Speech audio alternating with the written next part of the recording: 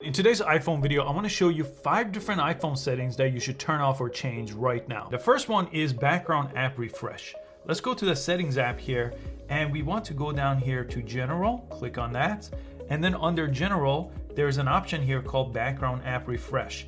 What you want to do is go through the list of apps that you have and look at all these apps that are refreshing in the background.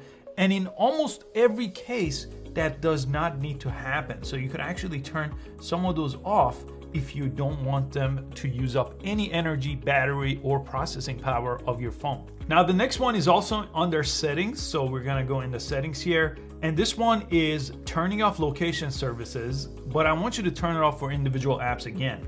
This one is if you scroll down under privacy. So let's jump into privacy here. And right there, location services is on. Again, you want to keep it on. Let me jump in.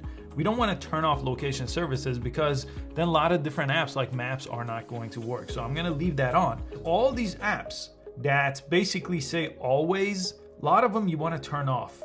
And while we're here, there's a hidden option here. Let me go all the way down. I want to show you this one here. It's called under system services. Let's go there. And this one is all the way over here called significant locations. So if you have any privacy concerns, go ahead and turn that off here. But it does say it may affect some things like map. In most cases, I don't think you need this option. Now back in the settings app here, let's go down to privacy one more time. And the next one is tracking. Now this had a big change with iOS 14. So if you click on here, allow apps to request to track you. Don't turn this off from the top, but do go through all these apps that you want to turn on and off here and change them. Go all the way down to the App Store option here. And this one is offloading unused apps. It's this option right here.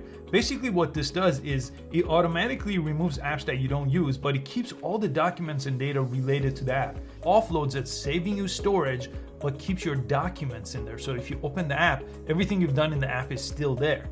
And the last option is related to messages. So let me show you here back in the settings. Let's go down over here and find messages all the way down here. And I always recommend to people to send read receipts.